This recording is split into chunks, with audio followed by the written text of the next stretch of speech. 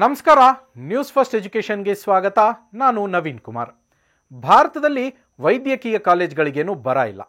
ಸರ್ಕಾರಿ ಹಾಗೆ ಖಾಸಗಿ ಹೀಗೆ ಸಾವಿರಾರು ವೈದ್ಯಕೀಯ ಕಾಲೇಜ್ಗಳಿವೆ. ಇಷ್ಟೆಲ್ಲ ಅವಕಾಶಗಳಿದ್ರೂ ಭಾರತೀಯ ವಿದ್ಯಾರ್ಥಿಗಳು MBBS ಮಾಡೋಕೆ ಫಾರಿನ್ಗೆ ಹೋಗ್ತಾರೆ. ಅದರಲ್ಲೂ ಕನ್ನಡಿಗರು ಹೆಚ್ಚಿನ ಸಂಖ್ಯೆಯಲ್ಲೇ MBBS ಮಾಡೋಕೆ ಅಂತ ವಿದೇಶಗಳತ್ತ ಮುಖ ಮಾಡ್ತಾರೆ. ನಮ್ಮ ದೇಶದಲ್ಲೇ ಒಳ್ಳೆಯ ಶಿಕ್ಷಣ, ಪ್ರತಿಷ್ಠಿತ ಕಾಲೇಜ್ಗಳಿವೆ. ಆದರೂ ಇವರೆಲ್ಲ ಯಾಕೆ ವಿದೇಶದ ಕಡೆ ಆಕರ್ಷಿತರಾಗ್ತಾ ಇದ್ದಾರೆ ಅನ್ನೋ ಪ್ರಶ್ನೆ ಸರ್ಕಾರಕ್ಕೂ ಕಾಡ್ತಾನೇ ಇದೆ. ಸರ್ಕಾರಿ ಕಾಲೇಜ್ಗಳಲ್ಲಿರೋ ಲಿಮಿಟೆಡ್ ಸೀಟ್ಗಳು ಹಾಗೆ ಖಾಸಗಿ ಸಂಸ್ಥೆಗಳಲ್ಲಿ ಹೆಚ್ಚುತ್ತಾ ಇರೋ ಖರ್ಚು ವೆಚ್ಚ ಇದಕ್ಕೆ ಕಾರಣ ಅನ್ನೋ ಮಾತುಗಳು ಕೇಳಿಬಂದಿವೆ. ಇಂತಹ ಟೈಮ್ನಲ್ಲೇ ಸರ್ಕಾರ MBBS ಮಾಡಬೇಕು ಅನ್ನೋ ವಿದ್ಯಾರ್ಥಿಗಳಿಗೆ ಗುಡ್ ನ್ಯೂಸ್ ಒಂದನ್ನು ಕೊಟ್ಟಿದೆ.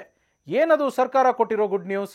ಕರ್ನಾಟಕದ ಮೆಡಿಕಲ್ ಕಾಲೇಜುಗಳ ಮೆಡಿಕಲ್ ಸೀಟುಗಳ ಸಂಖ್ಯೆ ಹೆಚ್ಚಿಸೋಕೆ ಸರ್ಕಾರ ಮುಂದಾಗಿದೆ. ರಾಜ್ಯದ ಸರ್ಕಾರಿ ಮೆಡಿಕಲ್ ಕಾಲೇಜ್ಗಳಲ್ಲಿ 400 ಸೀಟ್ಗಳನ್ನು ಹೆಚ್ಚುವರಿಯಾಗಿ ನೀಡೋದಕ್ಕೆ ತೀರ್ಮಾನ ಮಾಡಲಾಗಿದೆ.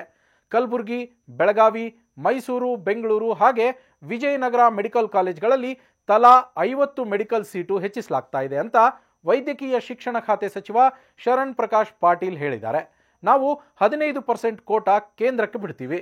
ಗುಜರಾತ್, ರಾಜಸ್ಥಾನ ಸೇರಿ ಹಲವು ರಾಜ್ಯಗಳಲ್ಲಿ 15% NRI ಕೋಟಾ ಕೊಡಲಾಗ್ತಾ ಇದೆ. ಈ 400 ಸೀಟ್ಗಳಲ್ಲಿ 15% NRI ಕೋಟಾ ನೀಡ್ತೀವಿ.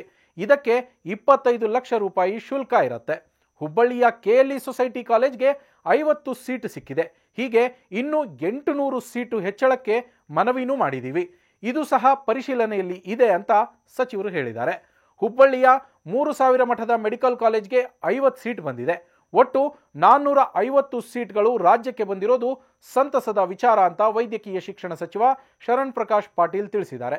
ಜೊತೆಗೆ ವಿದ್ಯಾರ್ಥಿಗಳು ಈ ಅವಕಾಶವನ್ನ ಸದ್ಬಳಕೆ ಮಾಡಿಕೊಂಡು ಬೆಳಿಬೇಕು ಅಂತಲೂ ಸಚಿವರು ಕರೆ ನೀಡಿದ್ದಾರೆ. ಮತ್ತಷ್ಟು ಇಂಟ್ರೆಸ್ಟಿಂಗ್ ಕಂಟೆಂಟ್ಗಾಗಿ ನ್ಯೂಸ್ ಫಸ್ಟ್ ಎಜುಕೇಷನ್ ಸಬ್ಸ್ಕ್ರೈಬ್ ಮಾಡಿ.